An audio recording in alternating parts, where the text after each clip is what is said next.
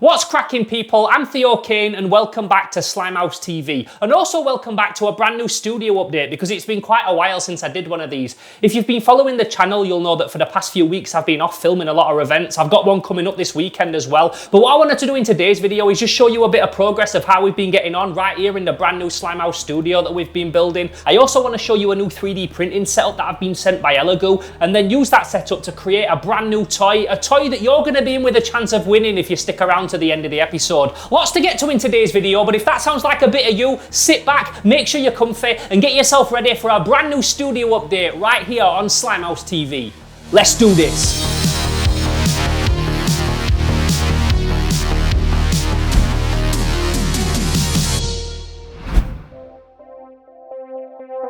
So I don't know where we'll be chronologically right now in terms of what video I've dropped on the channel. I'm covering a lot of events at the minute, and they're all videos that kind of need to be dropped straight after I've filmed them. But in the interim, I'm always filming lots of other little bits, so these more studio update kind of episodes will hopefully fill in the blanks a little bit between those events and show what I'm doing in terms of toy releases and studio build progress.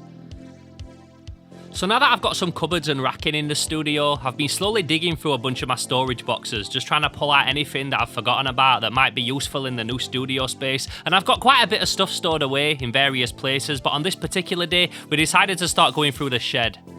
See, when you make movies and you build your own props, you end up with stuff like this.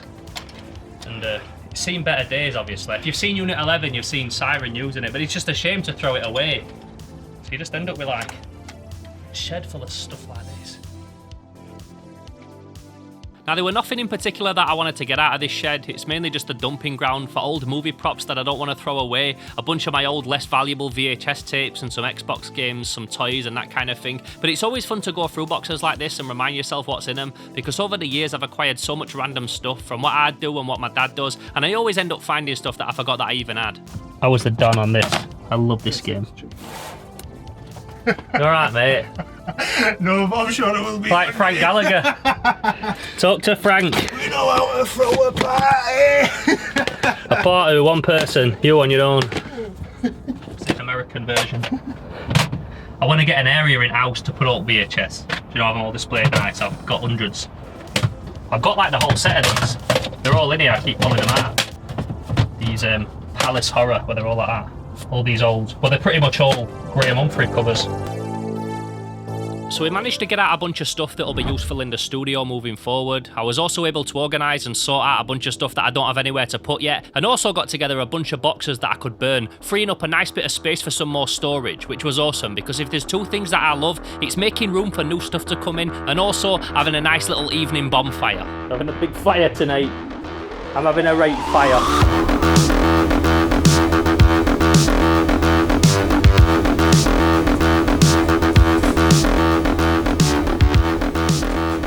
Also, you're probably not, but if you are wondering why I've always got so many boxes to burn, it's just because of the amount of stuff that I've had delivered recently. I also always try and save any box that might be useful for eBay posting, but right now I'm not posting anything, my recycle bin is full, and I just need all of these out of the way to make room for more important stuff. So yeah, for now, to the burning bin they must go.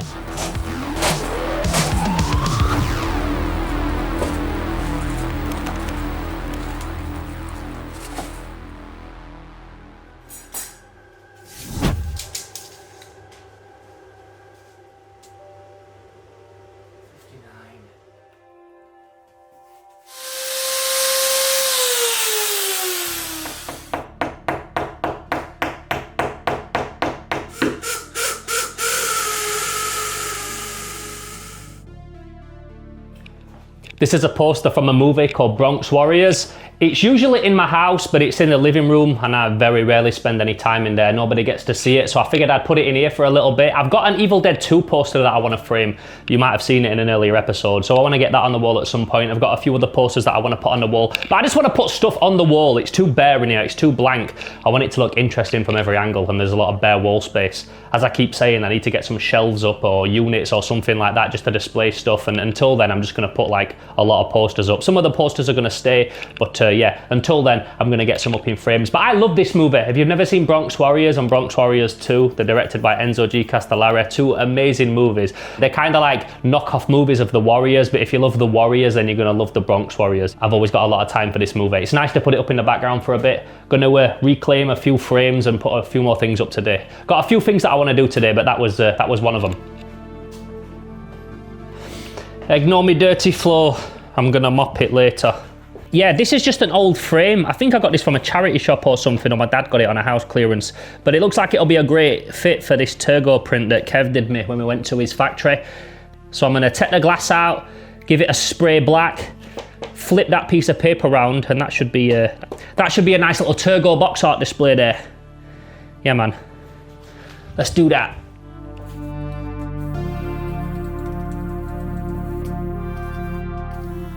Now what I'm doing here is nothing special, it's very basic. I'm just getting a frame and spraying it black. And even though you can just buy frames at places like B&M Bargains or off Amazon, the bigger size frames like this would usually be like 10-15 quid. So I always like to get a second-hand one if I can, because I find that frames are something that charity shops always have. They usually only ever cost a couple of pounds to buy, and once you've given them a quick lick of paint, they look just as good as a new one.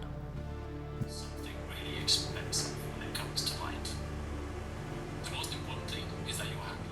So with the important stuff out of the way, like making sure that the walls looked fly, the next thing to do was start tackling the rest of the mess in the studio, because there was a lot of it, it was everywhere, and it all needed sorting.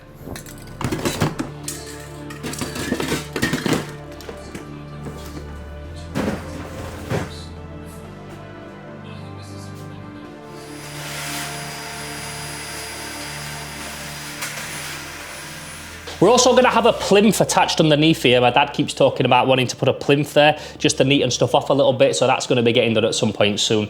Also, these cupboards have still got the sticky on them. Hang on, I'll show you. These cupboards have still got the sticky back plastic stuff on, like the protective film. I've not took that off yet. So they look shiny at the minute, but they won't be shiny. They'll be matte black like the inside when they're all done. I figured I'd just wait though until I'm done messing about in here. I don't want to scratch them or ruin them while I'm moving stuff around. Something I'm also really keen to use is all this casting equipment that I've got ready for toy making. Do you know when I do the Turgo toys with Rainbow Yarn? Obviously, he handles all the casting side of stuff because I'm not set up to do it yet, but I have got all the equipment.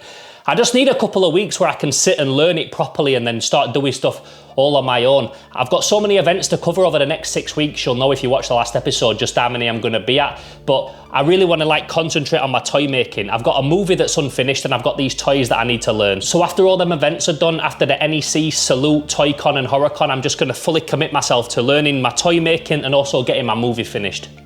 Because yeah man, it's really fun going around and doing stuff, but there's things that I actually want to like accomplish for myself, and toy making and finishing my movie this year are two things that I really want to tick off my list.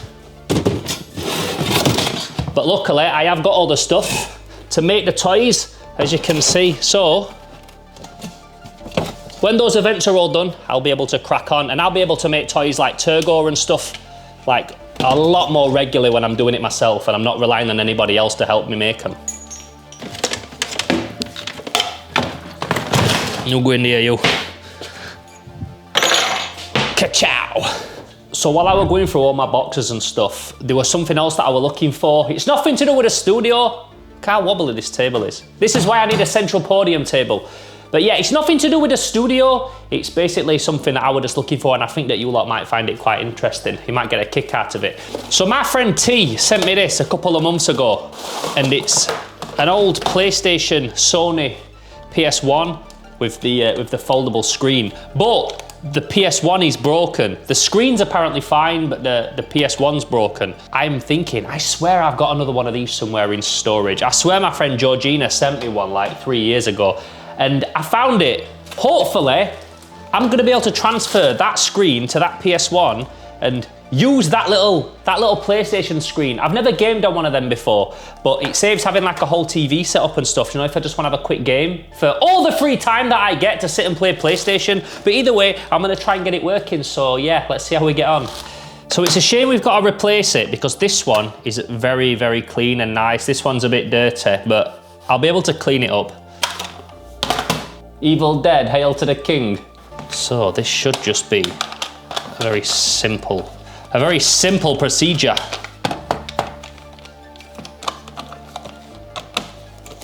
The beauty of it as well is that you don't have to worry about any of the wires. Just need a power cable, that's it. The moment of truth. Working! Working! Oh, fire. Imagine how innovative this was at the time. A little screen you can plug on top of your PlayStation.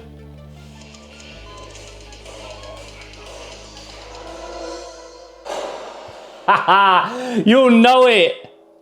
Resident Evil 2. Sorry about that. I thought you were one of them.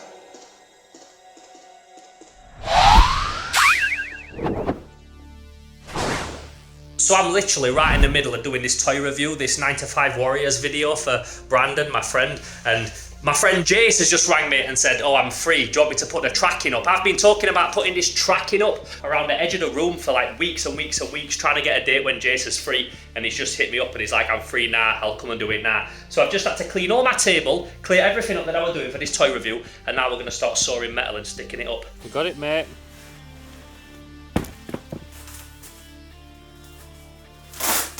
Now, I was totally unprepared for Jace turning up on this day. I had all my cameras and lights set up when he called me, I had stuff all over, but I really didn't want to pass up the opportunity to get these light strips up. And although it's something that I could have probably done on my own, Jace is one of the best engineers that I know. He's really good at cutting miter edges and making stuff look slick and neat, and I knew that he was going to be able to do a much better job than I ever could. So I was buzzing that I got to pin him down to a date and we could finally get this sorted.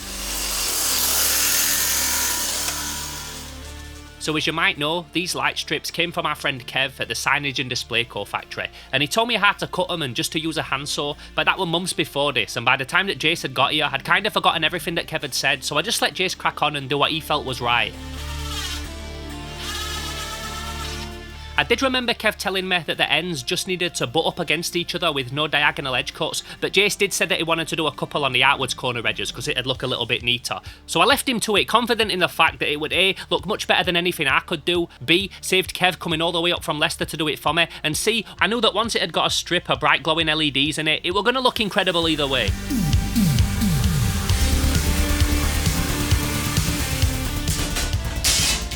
When these lights in, they're going to make all the difference. It's going to look wicked. I can't wait to get them in.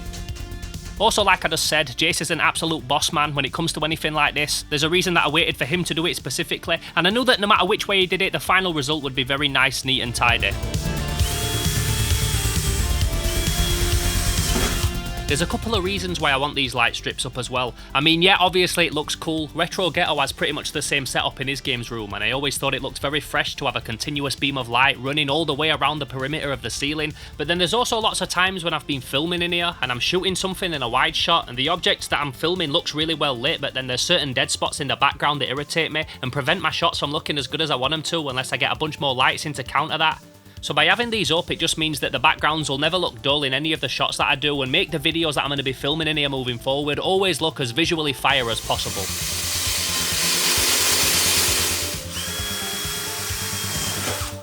To me. Oh, watching your wife. It's just going to set it off for treating it, brother. Yeah. And you can change them any colour. Proper bright, mate. They're not like any LEDs that you buy at B&M Bargains and that. It's like one continuous like beam. It's like a lightsaber all the way around.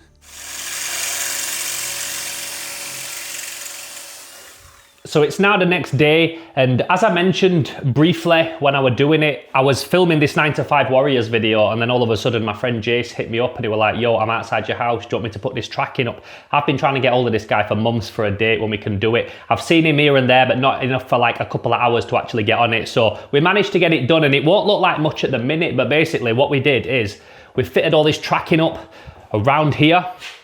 And that's going to have a nice LED strip all the way around it. It's going to be provided actually by Dan, who you might remember was in the video that I filmed with Kevin Retro Ghetto when we went to York and Leeds for that little weekend. He was the guy that also came with us and bought a load of games, and he owns a big lighting company. So I didn't even know that it were going to be Dan that were providing this lighting. I just knew that it were one of Kev's friends. I didn't put two and two together at the time, but then he told me yesterday, Kev, that it's going to be Dan that provides it. So shouts to Dan. I would have thanked him in person if I knew. So if you're watching, Dan, big ups. Obviously, I'm sure I'll see you again in the future and I can thank you in person. But really looking forward to it because it's like super really nice LED strip that's super bright, the kind of stuff that they use on commercial buildings and things. I filmed a bit of footage of it when I was at Kev's factory. I'll show it now. But what you do is you slide it in this channel like that. It slides in, and then you fit a diffuser over it, which is this stuff.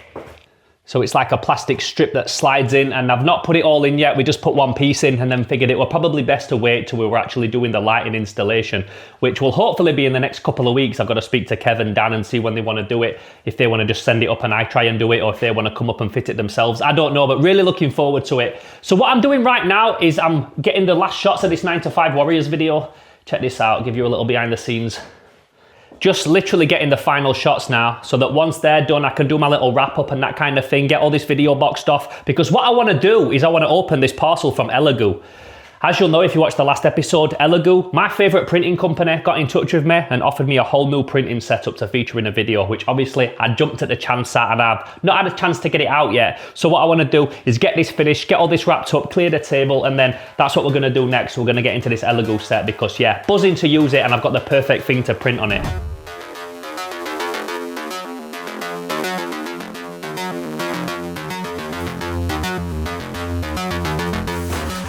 So what I've got to show you here is an Elegoo Satin 3 3D resin printer. Now, as I said before, this was very kindly gifted to me by Elegoo, who hit me up and asked me if I'd be interested in checking it out, which of course I was, because up until this point I've been printing all of my stuff on a machine that's half the size of this. So I was really looking forward to not only giving this a go because of its size, but also because it prints in a higher resolution than any of my previous printers. So the possibility of being able to make my toys and my makes look bigger and better than ever was obviously something that I was very excited about. It's massive, man. So up until now I've been using Elegoo Mars machines, which as I said are half the size of this new one, and only when you put them side by side can you really see just how much of a difference we're talking about. And those machines have definitely served me well, but there has been a couple of times where I've had to print stuff a little bit smaller than I would have ideally liked to, so having a Satin now is definitely going to make a difference in what I can print and also really speed up my workflow. This bit here as well, for anybody that doesn't know, is called the build plate. This is the thing that what you're lifting out of the resin has to stick to. This is also the size that you're limited to. Anything bigger than this won't print, so a lot of the time when I'm printing an action figure with separate parts and accessories, I've always had to really cram them on the build plate to make them fit, and sometimes even had to print them in separate parts that were both like 10 hours each, whereas with this new Satin print plate I can fit everything on the same one, again really speeding up my workflow. As well as being bigger, this new build plate also has this really nice textured pattern on it as well, which my others didn't, which makes everything that you're printing stick to it much better and have a lot less chance of annoying and disappointing print fails. Now, this isn't a sponsored video or anything like that, and I really don't feel like I need to give this thing a review because I know it's going to be awesome. I have used Elegoo printers in the past and I've never had any issues with the quality of them or anything like that, and I know anybody watching this is probably much more interested in the toy that I'm going to be printing on it. But I also wanted to show you what it comes with and that kind of thing and how to set it up, just for anybody that's maybe interested in getting into 3D resin printing and making their own toys or miniatures, because in my experience all these types of printers set up and work very similar. So the most important thing when you're setting up a resin 3D printer is making sure that the bed is level. Other than the adhesion which I spoke about a minute ago and prints needing to actually stick to the printing plate, this is the part of 3D printing where I find that there's no room for error, and 99.9% of the problems that I've ever had with 3D resin printing has always come from this not being set perfectly. Now, I'm not going to try and give you a tutorial on how to do this. There's hundreds of people on YouTube that can explain it a lot better than I can, but just know that if you're ever having a problem with your 3D resin printing, in my experience, this is usually what it's always down to. Lastly, this thing here is the vat, or the bath, or the tank, or whatever you want to call it. This is the part that you fill with the liquid UV resin and what our action figures are going to be lifted out of. And just like I said for the printing plate, this thing is twice the size of what I've been using previously, which means that it can hold a lot more resin than any of my older machines could, and just opens up so many different possibilities now for what I can be doing in the future.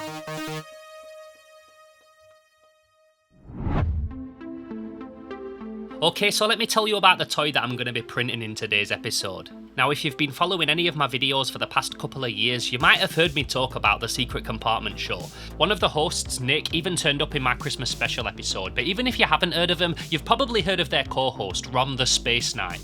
This is an action figure with a lot of history, and whether you know him as a late 1970s standalone space toy, a Marvel comic superhero, or an ally of Palitoy's Action Man, he now unofficially resides with the Secret Compartment show.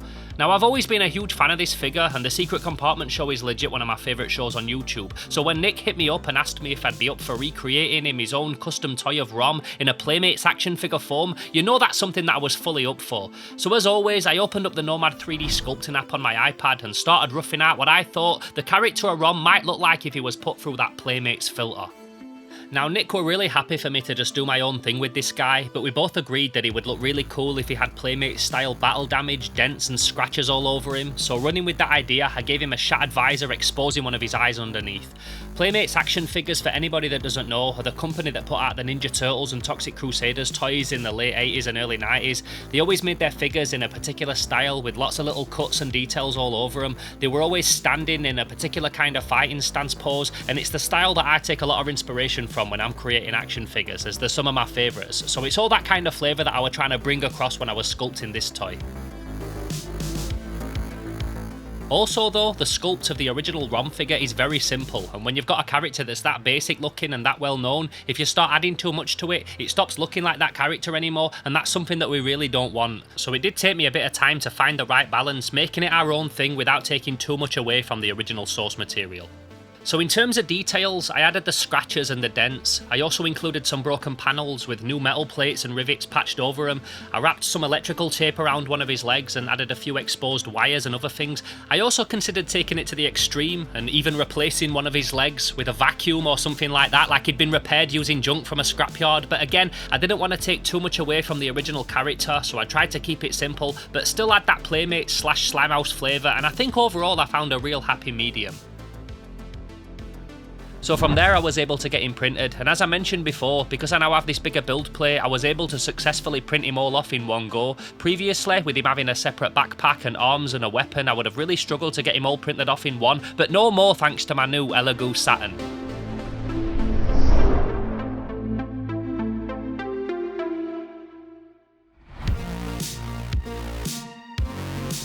So with him all successfully printed off, it was then time to get him washed and cured. And although I didn't mention this earlier because I wanted to concentrate just on the printer, Elegoo, legends that they are, were also kind enough to send me the Mercury X Wash and Cure bundle.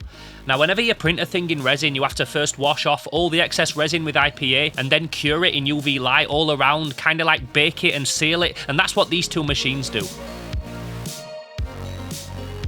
Before I got these, I was using a 2-in-1 Elegoo Mercury washing and curing station, and even though it took up less space, I much prefer now having these as two separate units. I can't tell you how many times I put a print inside and accidentally pressed the wrong setting. There was times when I had something submerged in isopropyl alcohol and then accidentally put it on the UV setting, blasted light into the entire container, or having a print ready to be cured and then it's spinning off the stand at what feels like 100 miles per hour because I forgot to take it off the spin setting. Also, the amount of IPA that this container can hold is bigger than before to compensate for the bigger build plate, and normally you can just put the whole build plate in there, but as you can see I ran out of IPA this time, so I had to take the prints off the bed and put them in there directly, but either technique works, it doesn't really matter, not with this particular print anyway. The setting styles on the front of these machines are also really nice to use and slick looking, and overall with the new studio now being very almost nearly finished and good to go and working, it feels like the perfect time for this new equipment to arrive and to really step up my 3D printing setup with all this new gear. So again, massive shouts to Elegoo for making all this happen, because I know I've already said it a few times now, but I'm so excited for where this stuff is going to be able to take me and my projects moving forward.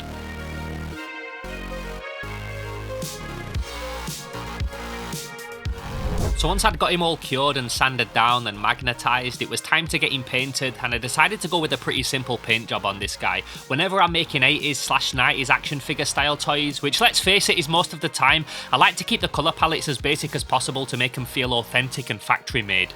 So I started off by giving him a base primer of matte black. I then took him inside and using my airbrush gave his body and his arms a coat of a colour that I basically just made myself, mixing some metallic blue that I'd bought for the Horn Arena figure with dark silver and a bit of green. In the comics, ROM is a very chrome/metallic blue looking colour, but the toy that this guy is based off is a lot more of a murky green colour, so I decided to go more in that direction with it, but make it look a little bit more vibrant, so it wasn't exactly the same as the old toy, but way more reminiscent of that than his comic book counterpart.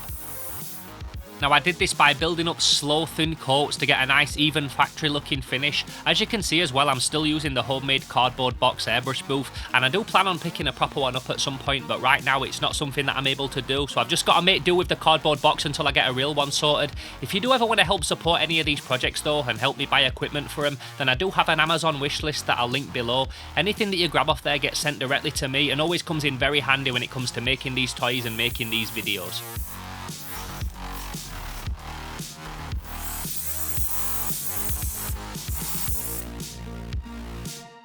For the silver parts of his body, I just painted them with the same dark silver that I mixed in with his body colour, again just giving them a nice even coat after a few layers, and after a few extra little touch-ups that I finished off camera, he was all finished and all completed, ready for his final reveal.